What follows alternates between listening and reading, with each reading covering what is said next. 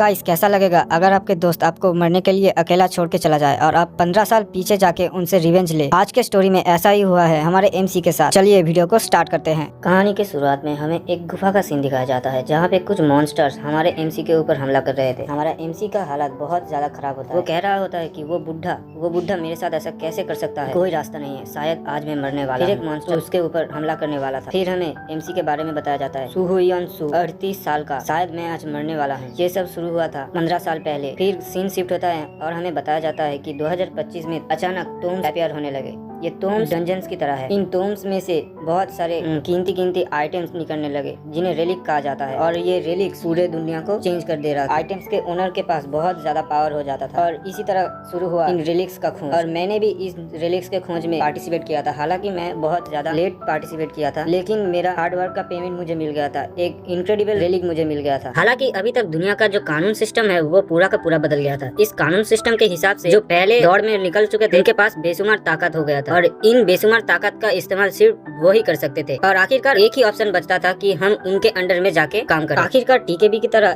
बड़ा कॉर्पोरेशन मुझे ढूंढ लिया था। सीईओ ताइजुन कुन ने वादा किया था कि वो मेरा मदद करने में कोई भी कसर नहीं छोड़ेगा। फिर सीन शिफ्ट होता है और हमारा मेन कैरेक्टर कहता है कि मेरा पावर है खुदाई करने का। कब्रिस्तान और बहुत सारे नो एंट्री वाले इलाके में जाके मैं कीमती आइटम चुरा लेता था। मेरे द्वारा लीड करे जाने वाला इनका रिजल्ट बहुत अच्छा था। कुछ ही सालों के अंदर चेयरमैन नो वर्ल्ड का सबसे ताकतवर आदमी बन गया। इसका वजह था मेरे टीम के द्वारा कलेक्ट किए जाने वाले रैली। जैसे जैसे उसका औहदा बढ़ता गया वैसे वैसे लोग मुझे बहुत बुरी नजर से देखने लगे, लेकिन मैं ये सब सहते हुए काम करने लगा। लेकिन ये मिशन उसका बिछाया हुआ एक जाल था। हमारे बढ़ते हुए पावर को देखते हुए उसने हमारे लिए एक मौत का जाल बिछाया और हमें मौत के मुंह में डाल दिया। और अब ये मॉन्स्टर मुझे मारने वाला है। तुम बड़े कीड़े, क्या तुम्हें शांति नहीं हुई मेरे दोस्तों को खा के? अब तुम मुझे भी खाना चाहते हो? ठीक है, तो तुम मुझे खा जा, लेकिन मैं भी तुझे अंदर से चीर डालूंगा। और ताइजुन, तू गंदे इंसान, तू सिर्फ इंतजार कर, मैं वापस आऊंगा एक आत्मा की तरह और तुझे भी हंट करूंगा और तेरे पूरे लाइफ को मैं हेल बना दूंगा। यहाँ पे कितना नॉइज है। फिर अचानक से कुछ होने लगता है। ये मेरा आवाज सुन सकता है। क्या तुम्हें लगता है कि ये मेरा फर्स्ट टाइम है कि मैं किसी रिलीक का आवाज सुन सकता हूँ? अब हमारा एमसी बोलता है, हे सुनो, मुझे पता नहीं कि तुम कौन से गॉड का खिलौना हो, लेकिन अगर तुम मुझे सुन सकते हो तो प्लीज मुझे इस सांप के चंगुल से बचाओ। फिर एक अनजान आवाज कहता है, क्या तुम सोचते हो कि तुम इस बॉडी के साथ बच सकते हो? देखो, तुम दो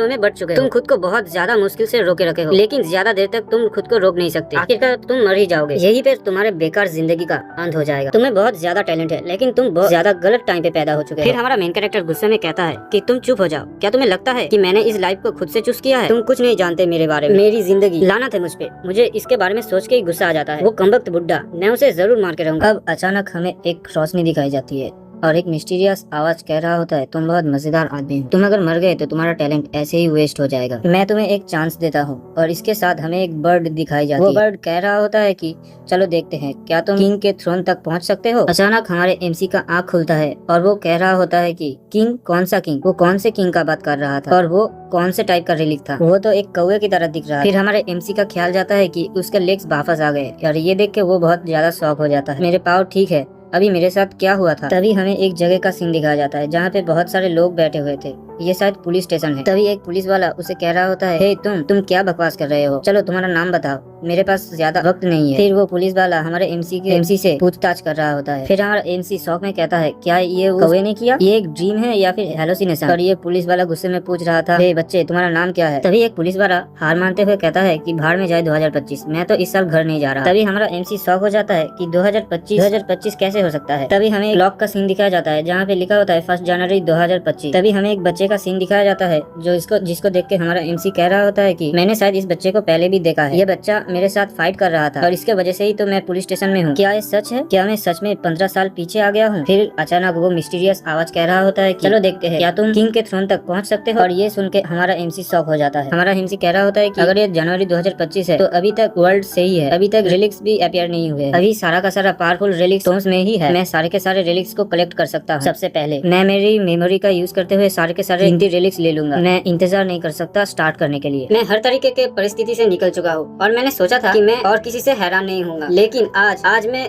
हैरान हूँ। पहली चीज, मैंने आज ऐसा डंजन देखा जिसमें मेरे तरह एक माहिर हंटर को भी हैरान कर दिया। और दूसरा, और ये मिशन एक ट्रैप था। एंड थर्ड, मैं 15 साल पीछे आ गया। अब मैं सारे के सारे रिलिक्स को सबसे पहले ले सकता हूँ। तभी एक आवाज आती है, हे क्या तुम मुझे सुन सकते हो? क्या तुम पुलिस वालों के क्वेश्चन इग्नोर कर रहे हो? क्या तुम इसे एक जोक समझते हो? तुमने मेरे बेटे को बुली किया है जो कि अभी सिर्फ एक हाई स्कूलर है। अगर वो सीरियसली इंजर हो जाता, क्या तुम उसका रिस्पॉन्सिबिलिटी लेते? अब तुम जेल में जाओगे। तब हमारा एमसी सोचता है कि अगर मैं इस सिचुएशन के बारे में याद करूँ तो ये बच्चा ही पहले ये सब स्टार्ट किया था। मैं फालतू के झमेले में पड़ने से बचने के लिए मैंने उनसे माफी मांग ली। ठीक है, अभी मेरे पास कोई भी पैसा नहीं है और मेरे इक्विपमेंट, मेरा कुल्हाड़ी, मेरे पास रिलिक्स को कलेक्ट करने के लिए कोई भी आइटम नहीं है। मुझे लगता है कि उस कौवे ने मेरे साथ मजाक किया है। तभी वो महिला हमारे एमसी को मारने के लिए हाथ उठाती है। तभी हमारा एमसी उस आंटी के हाथ को पकड़ लेता है और सोचता है कि शायद मैं 15 साल पीछे आ गया हूँ मेरे सारे स्किल्स और एक्सपीरियंस के साथ। तभी हमारा एमसी कहता है तुम्हारे बेटे ने ही पहले ये सब स्टार्ट किया था। तभी वो हाई स्कूल बॉय हमारे एमसी को मारने के लिए मुक्का चलाता है, लेकिन हमारा एमसी उस लड़के का हाथ पकड़ लेता है और उसे पटक देता है और सोचता है कि शायद मेरी बॉडी बहुत ज्यादा हल्की हो गई है और ये इसलिए होगा इस रिलिक का कोई साइड इफेक्ट नहीं हुआ मुझ पे। तभी वो दोनों पुलिस वाले कहते हैं कि ये तुम क्या कर रहे हो पुलिस स्टेशन के अंदर, अभी के अभी ये सब बंद करो। तभी हमारा एमसी कहता है देखो मेरे पास कोई मनी नहीं है, अगर तुम मुझे जेल में डालना चाहते हो डाल दो। तभी वो आंटी चिल्ला के कहते हैं कि ये तुमने बहुत बड़ी मिस्टेक कर दी। तभी हमारा एमसी उसे एक खतरनाक लुक देता है। फिर हमें